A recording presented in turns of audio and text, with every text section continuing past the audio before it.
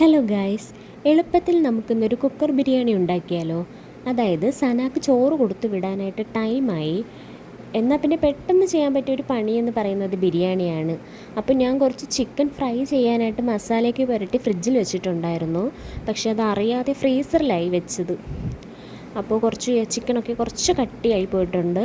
എന്നാൽ അതിൻ്റെ അയസ് മാറുന്നത് വരെ നോക്കി നിൽക്കാനായിട്ട് നമുക്ക് ടൈമും ഇല്ല. പിന്നെ എങ്ങനെ പെട്ടെന്നൊരു ബിരിയാണി ഉണ്ടാക്കി കാട്ടിക്കൂട്ട് ബിരിയാണിയാണ് കേട്ടോ. പിന്നെ നമ്മുടെ ചിക്കൻ കണ്ടോ, ഈ ഒരു അവസ്ഥയിലാണ് ഇരിക്കുന്നത്. അപ്പോൾ ഇതിൻ്റെ ഐസ് എങ്ങനെ പെട്ടെന്ന് കളയാം? അപ്പോൾ ഈ ചിക്കൻ ഞാൻ അങ്ങനെ അങ്ങ് അതിലേക്ക് ഇട്ട് കൊടുക്കുവാണേ. അപ്പോൾ നിങ്ങൾ വിചാരിക്കുന്നുണ്ടാവും ഞാൻ എന്താണ് ഈ കാണിക്കുന്നതെന്ന്. വേറെ നിവൃത്തിയില്ലാത്തത് കൊണ്ടാണ് ഇങ്ങനെ ചെയ്യുന്നത്. അപ്പോൾ ഇതിൽ കിടന്ന് ഇതിൻ്റെ ഐസ് പെട്ടെന്നങ്ങ് പോവും, ചൂടടിക്കുന്നുണ്ടാവും. അപ്പോൾ അതിൻ്റെ ചൂട് കാരണം അത് പതുക്കെ അവിടെ കിടന്ന ഐസൊക്കെ അങ്ങ് പോട്ടെ. പതുക്കെ പറ്റില്ല, പെട്ടെന്ന് പോട്ടെ.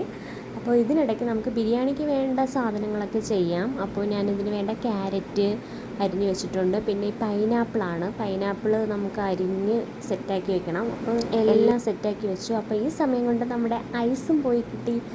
അപ്പോൾ നമുക്ക് ചിക്കൻ നമ്മൾ 2 വിസിലടുപ്പിച്ച് പകുതി വേവാക്കി വെച്ചിട്ടുണ്ട്. ഇനി നമുക്ക് അരി കഴുകി ഇതിലേക്ക് ഇട്ട് കൊടുക്കണം. അപ്പോൾ അരിയൊക്കെ കഴുകി അതിലേക്ക് ഇട്ട് കൊടുക്കുകയാണ്. ഇനിയിപ്പോൾ നമുക്കിതിൽ ഞാനൊരു 2 കപ്പ് അരി എടുത്തിട്ടുണ്ട്. 2 കപ്പ് അരിക്ക് ഇതിൽ കുറച്ച് വെള്ളം ചിക്കൻ്റെ കിടപ്പുണ്ട്. പിന്നെ നമ്മൾ അരിഞ്ഞ് വെച്ച സാധനങ്ങളെല്ലാം കൂടി അങ്ങ് ഇട്ട് കൊടുക്കുകയാണ്. ഞാൻ ആദ്യമേ പറഞ്ഞല്ലോ ഇതൊരു കാട്ടിക്കൂട്ട് ബിരിയാണിയാണ് കേട്ടോ. അപ്പോൾ അരിഞ്ഞ കുരുമുളകും പിന്നെ അതിലേക്കൊരു നാരങ്ങ പിഴിഞ്ഞൊഴിച്ച് കൊടുക്കുന്നുണ്ട്. ഒരു നാരങ്ങയുടെ പകുതിയാണ് പിഴിഞ്ഞ് കൊടുക്കുന്നത്. പിന്നെ ഉപ്പിട്ട് കൊടുത്തു. നേരത്തെ ചിക്കന് വേണ്ട ഉപ്പ് നേരത്തെ ചെയ്തിട്ടുണ്ടായിരുന്നു. പിന്നെ ഒരു പെരുംജീരകമാണ് കുറച്ച്. പിന്നെ ഇത് ബിരിയാണി മസാല, എസൻസാണ്, ബിരിയാണി എസൻസ്. അതിന് കറക്റ്റ് 2 കപ്പ് അരിക്ക് ഞാനിതിൽ 4 കപ്പ് വെള്ളം ഒഴിക്കുന്നുണ്ട്. കുറച്ച് വെള്ളം ചിക്കനിലധികം ഉണ്ടായിരുന്നു. ഇനി നമുക്കിത് അടച്ച് വെച്ചങ്ങ് വേവിക്കാം. ഇത് കൈമ റൈസ് ആയതുകൊണ്ട് പെട്ടെന്ന് വേവുന്നതാണ്. ഒറ്റ വിസിൽ മതിയാകും. ഇനി അടച്ച് നമുക്കിത് ഒറ്റ വിസിൽ വെക്കാം. ഈ ടൈം കൊണ്ട് നമുക്ക് ബാക്കി കാര്യങ്ങൾ ചെയ്യാം. പപ്പടം പൊരിച്ചെടുക്കണം. പിന്നെ പപ്പടവും സാലഡും റെഡിയാക്കി വെക്കണം.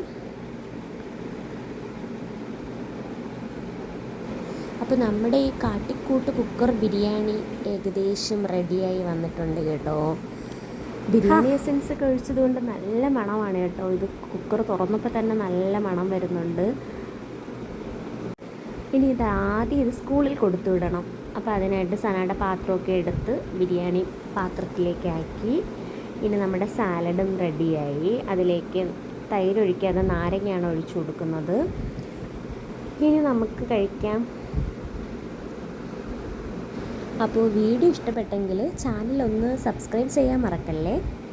ലൈക്ക് ചെയ്യാനും മറക്കണ്ട. അപ്പോൾ താങ്ക് യു.